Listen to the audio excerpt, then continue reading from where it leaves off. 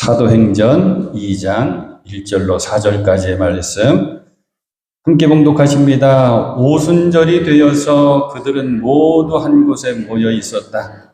그때 갑자기 하늘에서 세찬 바람이 부는 듯한 소리가 나더니 그들이 앉아있는 온 집안을 가득 채웠다.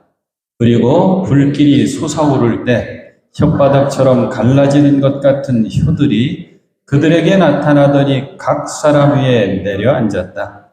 그들은 모두 성령으로 충만하게 되어서 성령이 시키시는 대로 각각 방언으로 말하기 시작하였다. 아멘.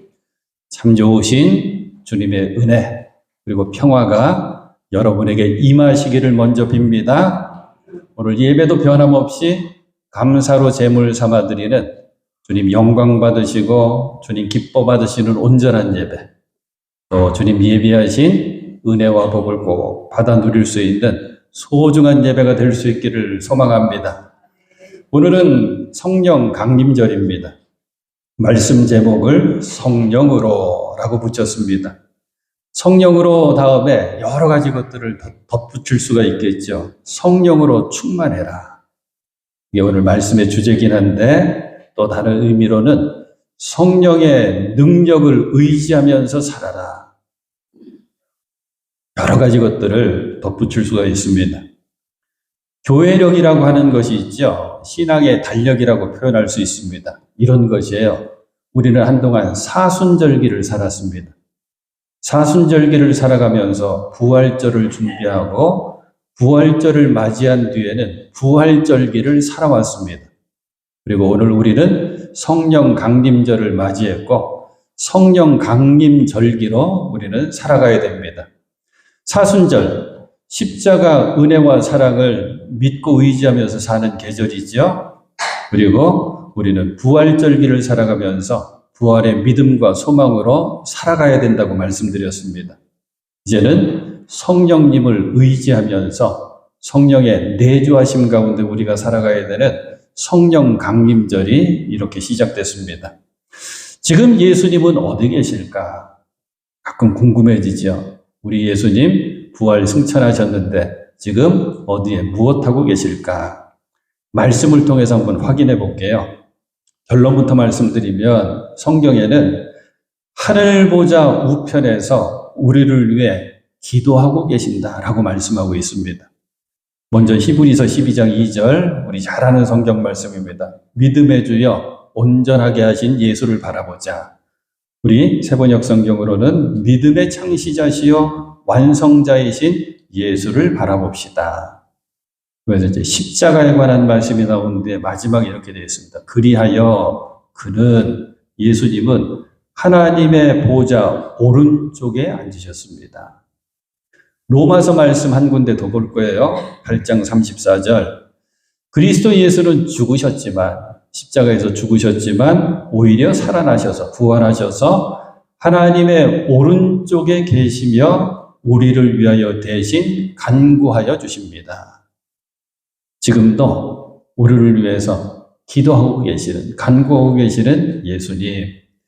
우리가 언젠가 조금 더 자세히 보겠지만 성령에 관한 말씀 가운데 제가 꼭 붙들고 사는 말씀 하나가 로마서 말씀인데 우리가 기도하지 못할 때, 간구하지 못할 때 성령께서 대신 기도해 주신다라고 하는 말씀도 있거든요. 아무튼 이렇게 좋으신 예수님께서 십자가를 앞에 두시고 성령이 어떤 분이신지를 제자들에게 말씀해 주십니다. 그리고 너희들은 이 약속을 꼭 붙들어야 된다라고 하는 약속의 말씀을 같이 주시거든요. 먼저 성령에 관해서 예수님께서 이렇게 말씀해 주시죠. 요한복음 14장, 우리가 교동문으로도 계속 읽었던 말씀입니다. 내가 아버지께 구하겠다. 그리하면 아버지께서 다른 보혜사를 너희에게 보내셔서 영원히 너희와 함께 계시게 하실 것이다. 그는 진리의 영이시다.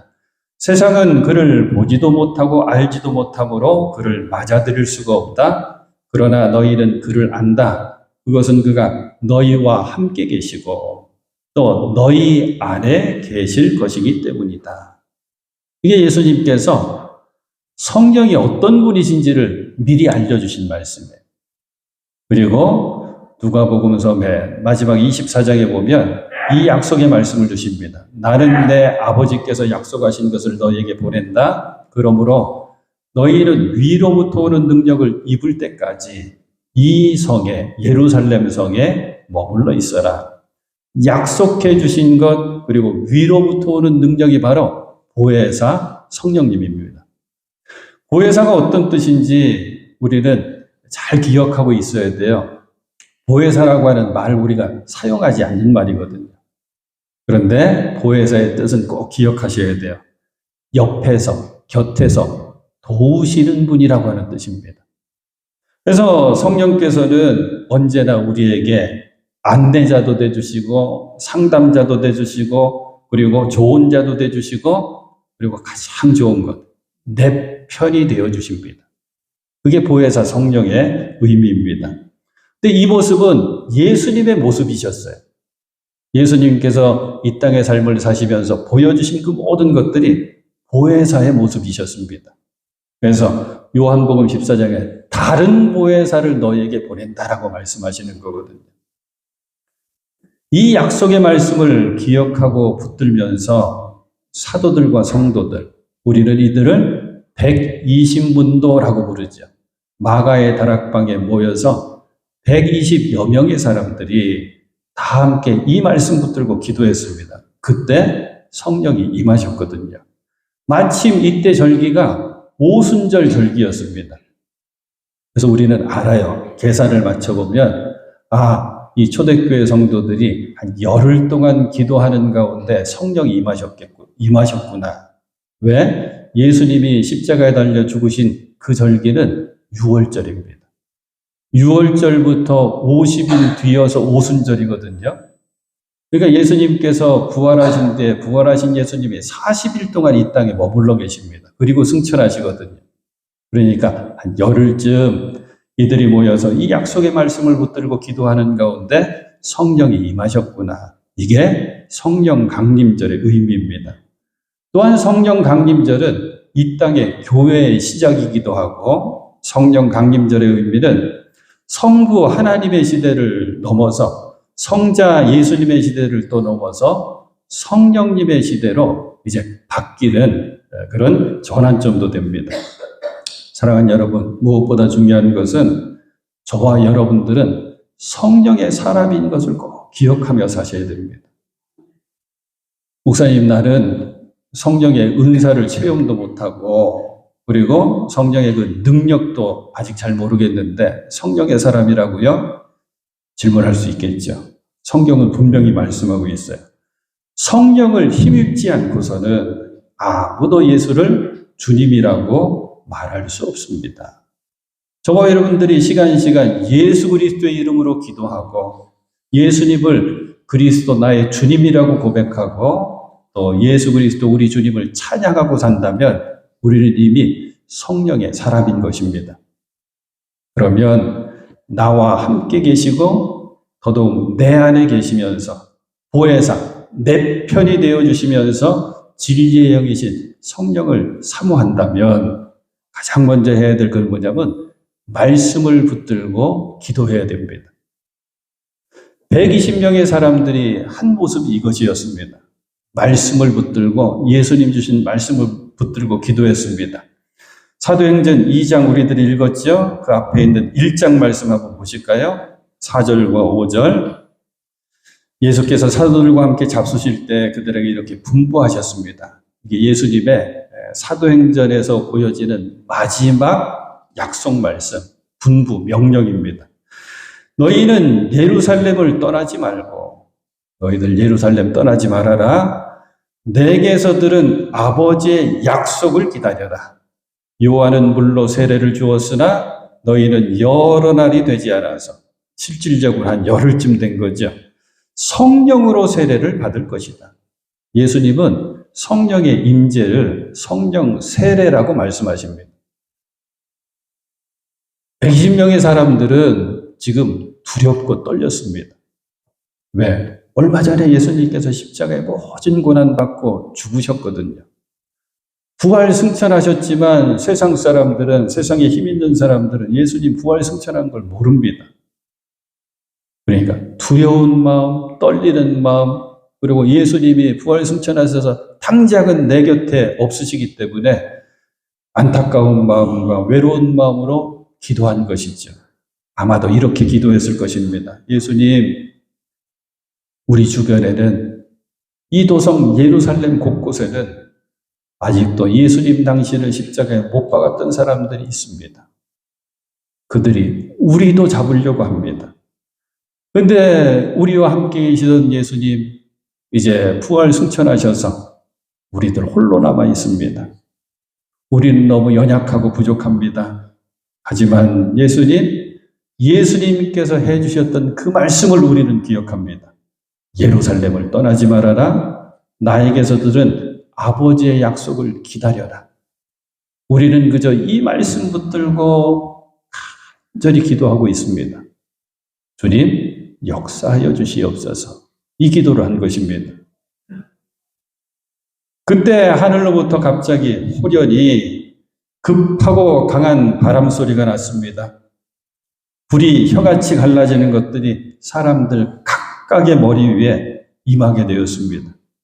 마음은 뜨거워졌습니다. 그리고 두려움에 사로잡혔던 그들은 이제 담대하게 되었습니다.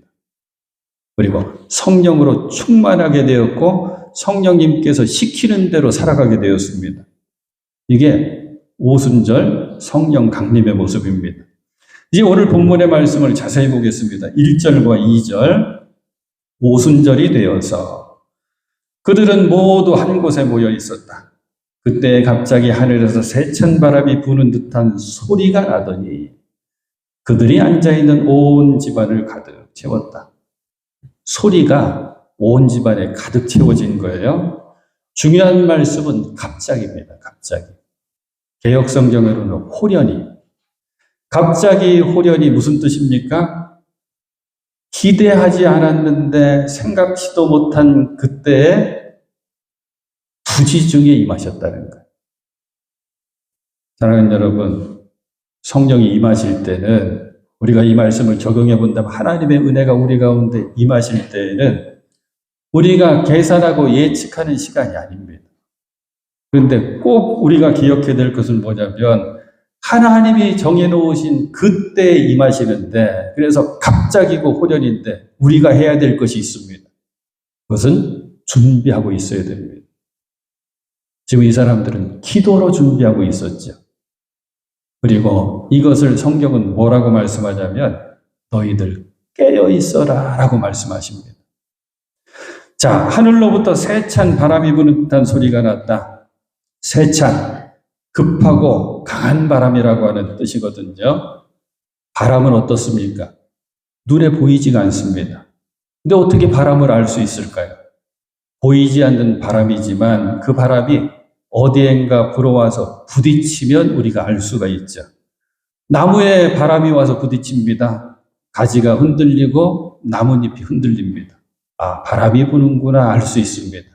그 바람이 세어지면 소리까지 들리게 되는 거죠.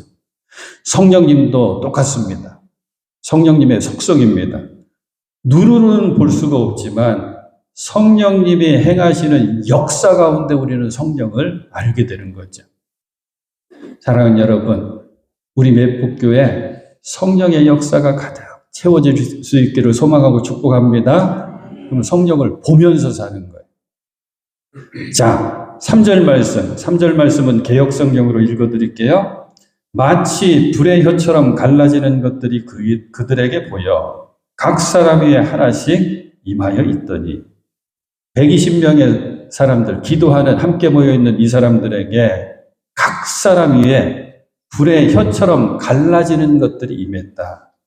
성령은 여러 가지로 표현하거든요. 먼저는 바람을 우리가 읽은 거예요. 이번에는 불의 혀로 성령을 표현합니다. 성령 강림절 그리고 성령에 관한 찬송을 부를 때 빼놓지 않고 부르게 되는 184장이 있습니다. 불길 같은 주성령. 우리 어른들은 성신이라고 그랬거든요. 성령을 성신이라고 이렇게 표현해서 한자로. 불길 같은 주성령 간구하는 우리에게 지금 강림하셔서 영광 보여주소서. 성령이여 임하사 우리 영의 소원을 만족하게 하소서. 기다리는 우리에게 불로 충만하게 하소서. 불로 성령을 표현한 것입니다. 근데 여러분 아셔야 돼요. 성령이 임하시면, 우리가 성령을 받게 되면 우리는 당장은 힘들어지고 불편해집니다. 왜냐? 성령이 불이라면 내 속에 있는 죄의 찌꺼기, 내 속에 있는 탐욕과 미움, 시기와 질투, 교만, 그것을 그 성령의 불로 태워버리시기 때문입니다. 때문에 성령이 임하시면 가장 먼저 모습이 자복하고 회개하게 됩니다. 성령을 회개의 영이라고도 부릅니다. 우리 믿음의 선조들, 자랑스러운 믿음의 선조들 가운데 큰 신앙의 운동 가운데 이 원산 대부흥운동이 있고 평양의 부흥운동이 있거든요. 다 성령이 임하시면서 회개운동으로 시작했습니다. 서양의 선교사님들이 나 선교사인데 여러분들을 나는 쉽게 생각하고 우습게 생각하고 아래로 생각했습니다 하면서 회개하기 시작하는 거예요. 교회의 지도자들이 여러분 보기에는 내가 멀쩡해 보여도 내가 이런 죄 졌습니다, 저런 죄 졌습니다 하고 회개하기 시작했습니다. 그래서 원산의 대부흥운동, 평양의 대부흥운동이 성령의 역사 가운데 이 회개의 영으로 시작됐거든요. 자, 4절 말씀도 보겠습니다. 그들이 모두 성령으로 충만하게 되어서, 오늘 가장 강조하려고 하는 거예요. 성령으로 충만하게 되어서 성령이 시키는 대로 각각 방언으로 말하게 되었다. 성령으로 충만하게 되면 성령이 시키는 대로 살게 됩니다. 성령이 시키는 대로 사는 모습이 뭘까를 오늘 3가지로 생각해 보려고 하는 거예요. 먼저는 성령 충만한 사람, 그래서 성령이 시키는 대로 사는 사람은 내 뜻 버리고 하나님의 뜻을 따라 사는 사람입니다. 사람들은 어느 누구이든지 자기가 살아가는 방법을 알아요. 나름대로 자기 생활의 기준을 갖고 있습니다. 그런데 성령이 충만하게 되면 내가 지금껏 갖고 있던 내 삶의 기준이 바뀝니다. 내가 살아가는 방법을 바꿔버립니다. 성령이 우리 삶의 기준이 되어주십니다. 그러면서 성령을 통해서 우리가 정말 은혜로 알게 되는 건 뭐냐면 말씀을 깨달아 알게 됩니다. 성령은 지혜의 영이라고 그랬어요. 오늘 함께 교동문에서도 봤죠. 성령이 너에게 임하시면 내가 말한 모든 것들, 예수님께서 말씀해 준 그 모든 것들 생각나게 해주십니다. 말씀을 깨달아 알고 생각나게 해주십니다. 말씀은 또 뭐가 됩니까? 우리 삶의 기준이 말씀이죠. 그래서 성령이 충만하게 되면 말씀을 깨닫고 그 말씀 속에 하나님의 뜻을 분별하게 되고, 그리고 그 하나님의 뜻을 분별해서 깨달아 알고 그 뜻대로 살아가게 됩니다. 오늘 새벽에도 이 찬송 불렀어요. 주님의 뜻을 이루소서. 성령 충만한 사람이 할 수 있는 고백입니다. 주님의 뜻을 이루소서. 내 뜻 이루어 주시옵소서가 아니라 주님의 뜻을 이루소서. 고요한 중에 기다리니 진흙과 같은 날 빚으사 주님의 형상 만드소서. 여기서 진흙과 같은 나라고 하는 표현이 중요합니다. 창세기를 보면 우리는 어떻게 지음받았나? 진흙 더하기 하나님의 호흡, 숨, 성령입니다. 진흙으로 형상을 만드시고 그 형상에 그 코에 생기를 불어넣으시는데 그게 바로 구약에서 말씀하고 있는 성령이거든요. 그럼 바꿔봅니다. 우리 안에 성령이 소멸돼서 없어지면 뭐만 남는 거예요? 진흙덩어리만 남습니다. 사랑하는 여러분, 가장 중요한 말씀이에요. 성령 충만한 사람은 성령이 시키는 대로 살아가는데 첫 번째 모습이 내 뜻이 아니라 하나님의 뜻대로 살려고 애쓴다. 또 한 가지, 두 번째, 성령에 충만해서 성령을 따라 사는, 성령의 시키시는 대로 사는 사람은 이제는 내 능력이 아니라 하나님의 능력을 공급받아서 살아갑니다. 구약 말씀을 쭉 읽게 되면 깨달아 알게 되는 하나님의 계속된 질문이 있습니다.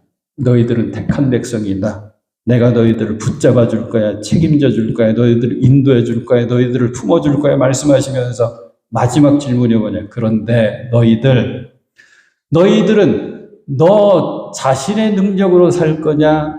아니면 나의 능력을 힘입어서 살 거냐? 이것을 질문하십니다. 그때마다 이스라엘 백성들은 자신들의 능력으로 살다가 큰 어려움을 당하거든요.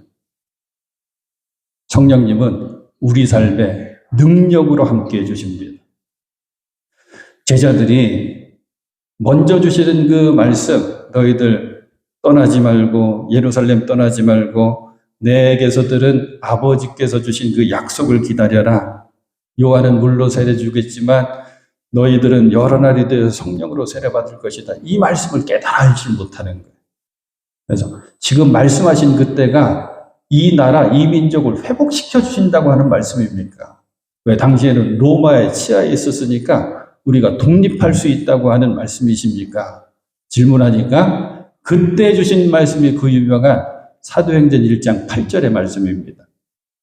먼저 우리가 펼쳐 읽은 세번역 성경으로 볼게요. 성령이 너희에게 내리시면 너희가 능력을 받고 예루살렘과 온 유대와 사마리아에서 그리고 마침내 땅끝에까지 이르러 내 증인이 될 것이다. 우리 암송하는 말씀. 이 성경 구절은 다 암송하시잖아요.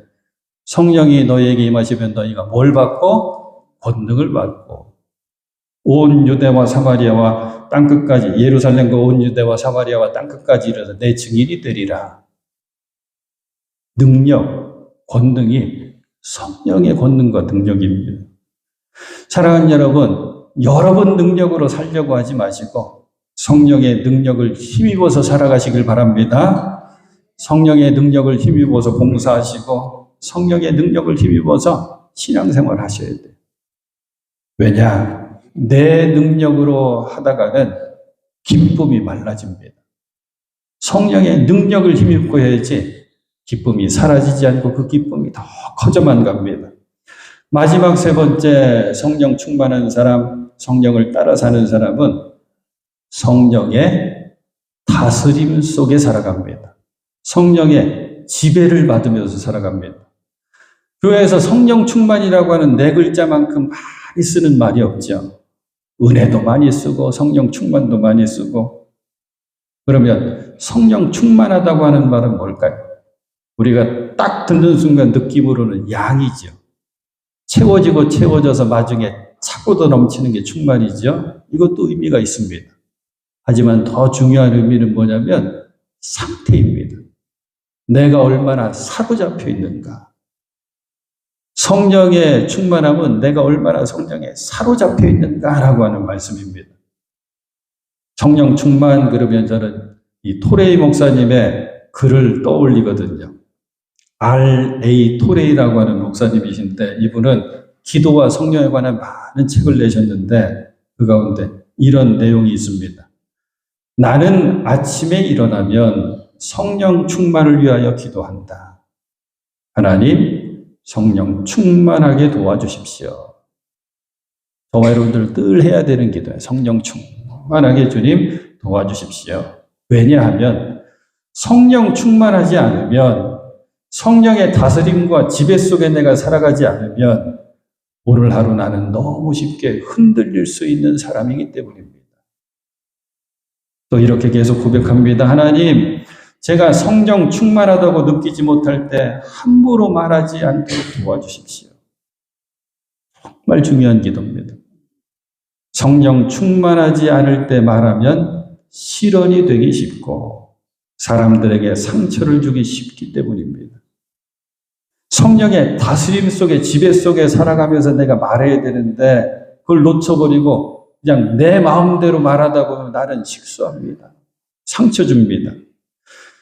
하나님, 제가 성령 충만하지 않을 때 제 인생의 중요한 결정을 하지 않도록 도와주십시오.